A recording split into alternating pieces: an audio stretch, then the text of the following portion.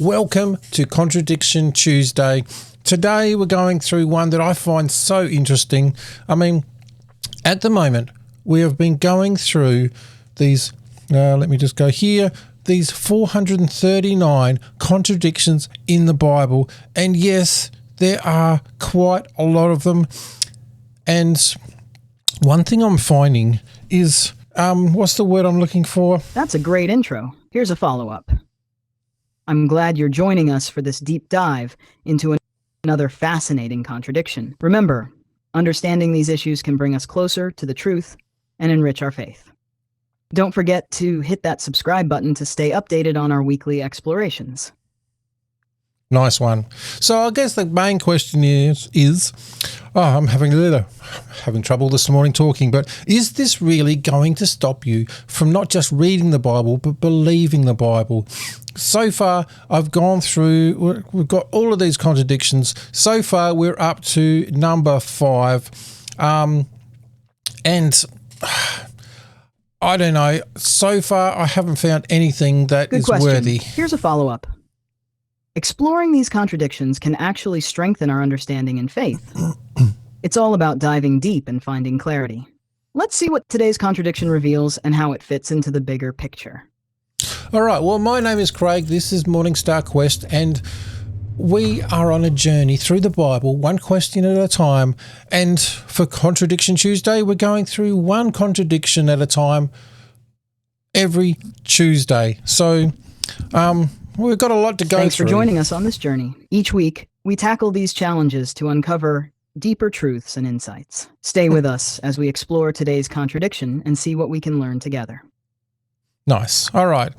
So we have here number 5. This one here, who was Abijam's mother? And another way to say Abijam is Abijah or Abijam.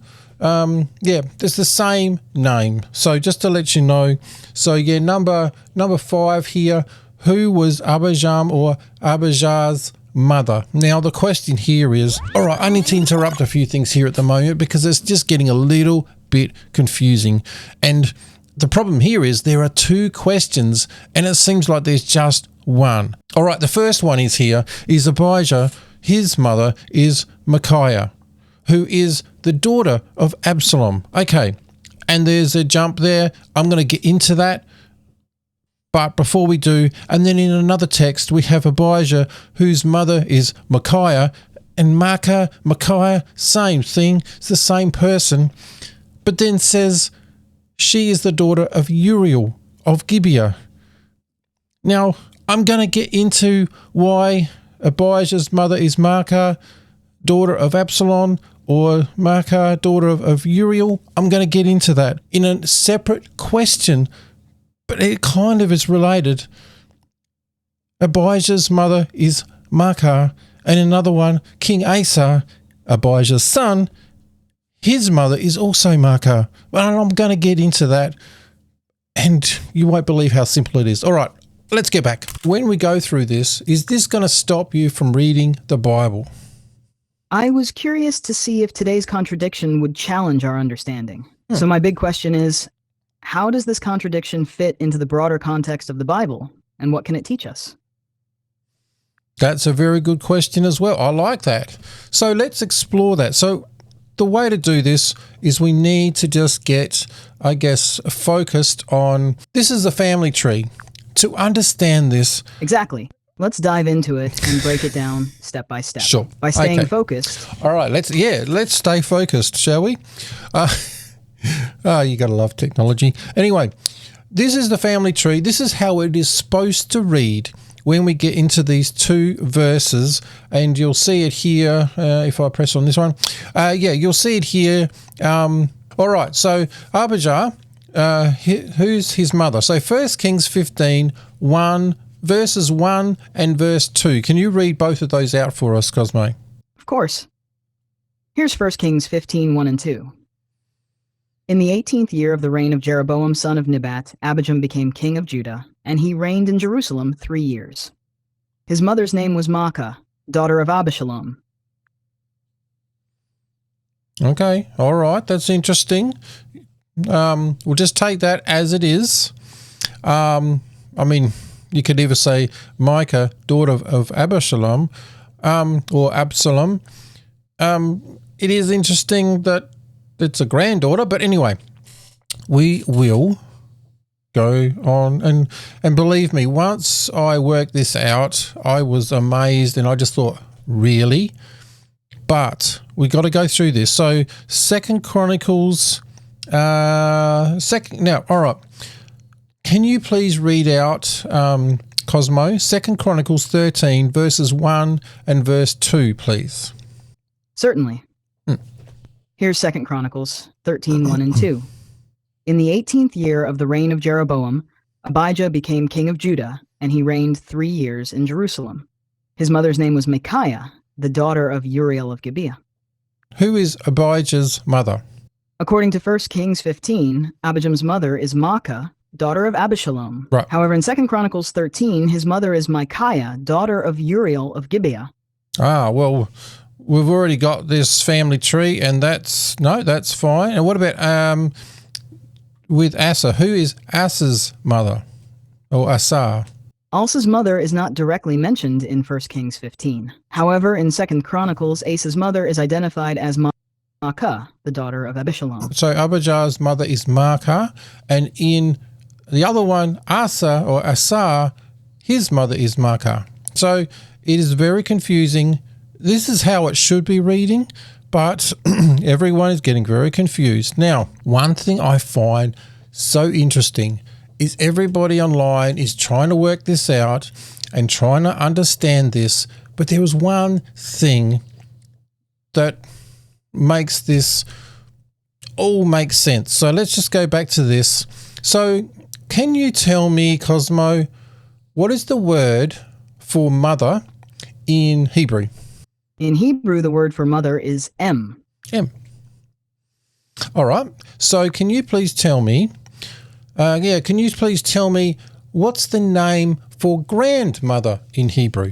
The Hebrew word for grandmother is savta. What? All right. But in biblical The language, Hebrew word for grandmother is savta. is there a word for grandmother in biblical Hebrew?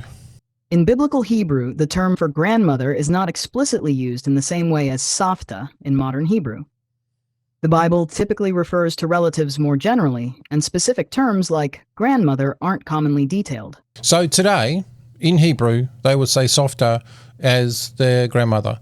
However, when this was written, so you're saying there is no term for grandmother. Relationships like that were often implied rather than explicitly defined with a unique word. The modern term savta developed later. Okay, so you nearly had me. We did a whole heap of research yesterday, and it was no, there is no word for grandmother. And then you just came up with one, and I thought, oh no. But it still stands. Today it's grandmother.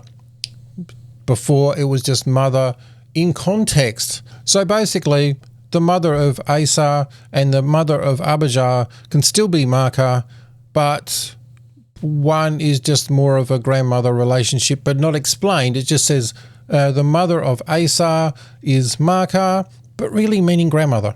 So Maacah could be the grandmother of Asa and the mother of Abijah, with the term mother used to cover both roles. And in the context of ancient Hebrew, that is exactly how it happens. So my question here is, this is easily explained, very easily explained.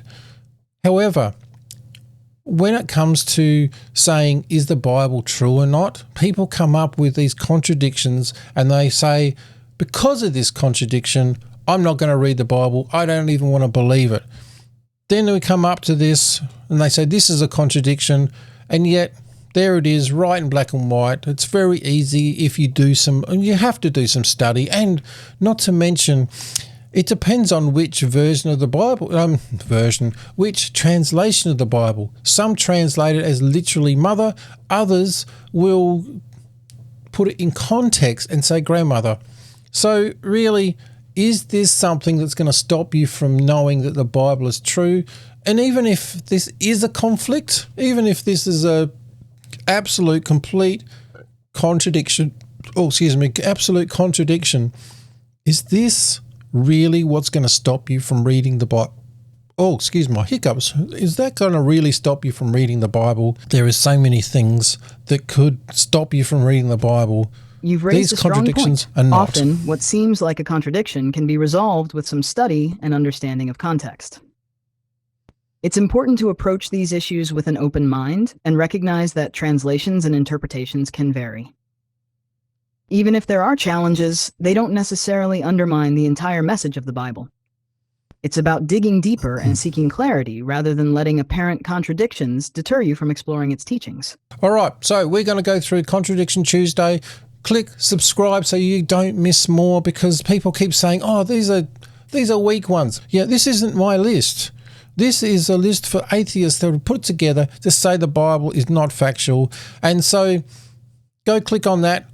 Go do something awesome for God, and we'll catch you on the next one.